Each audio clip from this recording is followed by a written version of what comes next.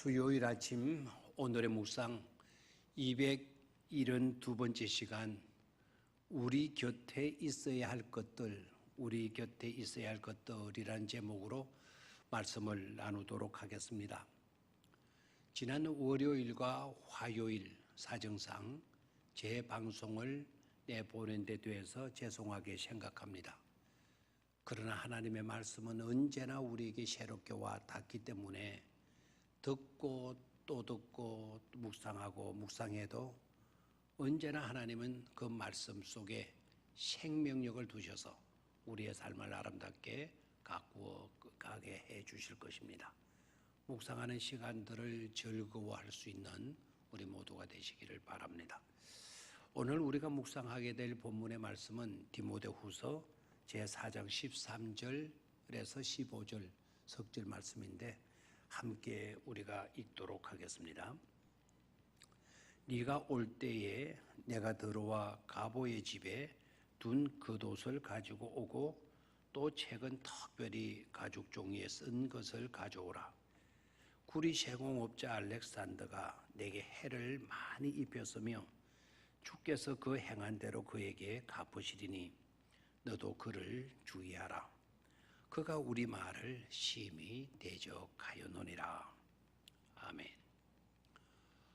오스트리아의 수도 비엔나, 그 비엔나에 있는 유명한 의과대학이 있었는데 그 의과대학의 한 외과 교수가 새로 입학한 신입생들과 함께 첫 수업을 하게 되었습니다.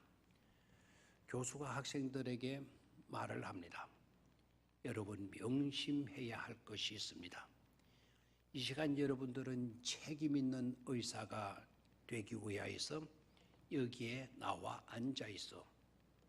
여러분들이 책임 있는 의사가 되려면 가장 중요한 두 가지 자질을 가져야 합니다.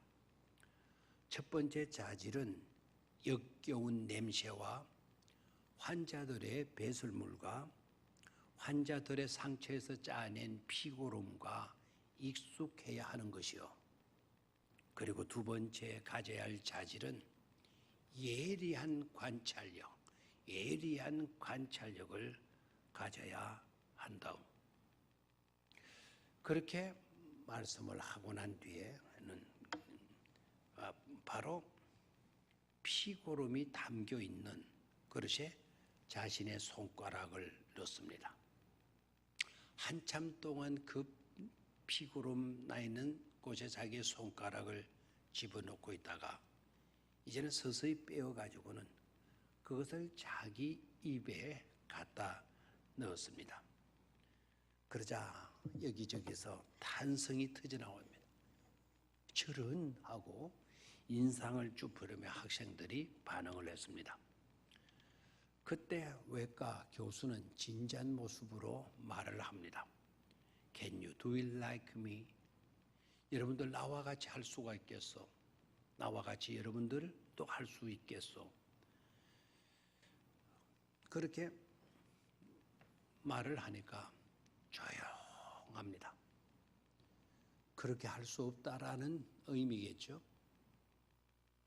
아무런 대답을 하지 못하고 있는 그들을 향해서 교수는 반복해서 질문합니다. 나와 같이 여러분들도 할 수 있겠어? 내가 하는 것처럼 여러분들도 할 수 있겠어? 반복되는 질문을 하게 되니까 한쪽 구석에서 한 학생이 죽어가는 목소리로, 모기 같은 목소리로 네 라고 대답을 했습니다. 그 대답을 들은 교수님은 그를 향해서 그럼 그렇게 해 보십시오.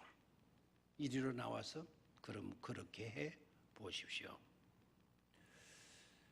그 학생이 나와서 인상을 찌푸리며 몸을 뒤틀면서 그 피고름 담긴 그릇 속에 자기의 손가락을 넣고는 삐어서 인상을 쓰며 그 손가락을 자기 입에 넣었습니다. 그렇게 되니까 다른 학생이 또 나와서 그렇게 하고 또 다른 학생이 나와서 그렇게 하고 거기에 모이던 신입생 전부가 교수가 한 것처럼 했습니다. 그렇게 되니까 교수가 학생들에게 말을 합니다. 그런 광경을 지켜보던 교수님이 이렇게 말을 합니다. 여러분 모두 첫 번째 자질은 매우 뛰어났습니다. 여러분들 잘하였어. 축하하오. 그렇지만 두 번째 자질에 대해서는 여러분들 너무 형편없었습니다.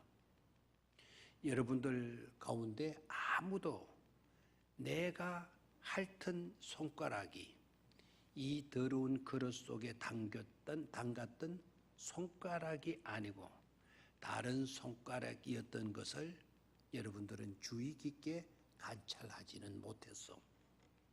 내가 이 더러운 그릇 속에 넣었던 손가락은 가운데 손가락이었죠.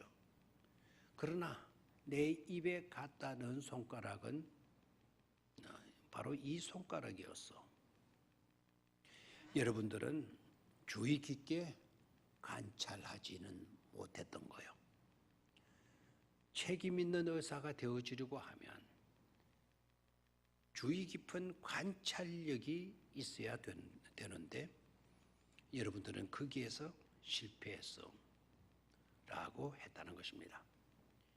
여러분 이렇게 육신에 병든 것을 고치는 의사가 되는 데에도 주의 깊게 배워야 하듯이 아름다운 신실한 그리스도인이 되어지는 데에도 여러분 마찬가지이지 않겠습니까? 그들과 함께 하고자 하는 그 추한 그 실에도 기꺼이 손을 넣을 수 있는 그런 우리가 되어져야 될 뿐만 아니라 예리한 관찰력도 우리에게는 필요한 것이죠. 바울은 영적인 아들 지도자 디모데에게 당부하고 있습니다. 부탁하고 있습니다. 드르와에 사는 가보라는 사람의 집에 내가 맡겨둔 그 좀 갖다 줘. 그리고 가죽 종이에 쓴 책을 나에게 좀 가져다 달라고 부탁을 합니다. 그리고 알렉산드라고 하는 구리 제공업자, 이 사람은 주의를 하라고 권면을 합니다. 여기에서 우리가 묵상해 보아야 할 요소들이 있죠. 자, 바울이 이 말씀을 어느 때에 한 것이냐, 그 배경을 우리는 알아볼 필요성이 있습니다. 바울이 이 말씀을 한 배경을 보면 사도 바울의 생애 말년 로마 감옥에 갇혀 있을 때입니다.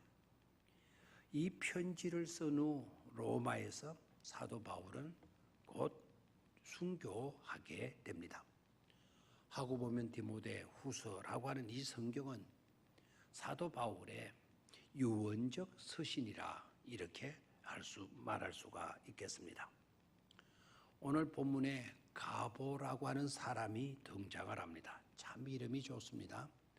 근데 이 가보라고 하는 이름은 성경 전체에서 딱 한 번밖에 나타나지 않는데 그 한 번이 바로 오늘 우리가 읽은 본문의 말씀입니다. 바울에게 있어서 가보는 어떤 사람이었느냐?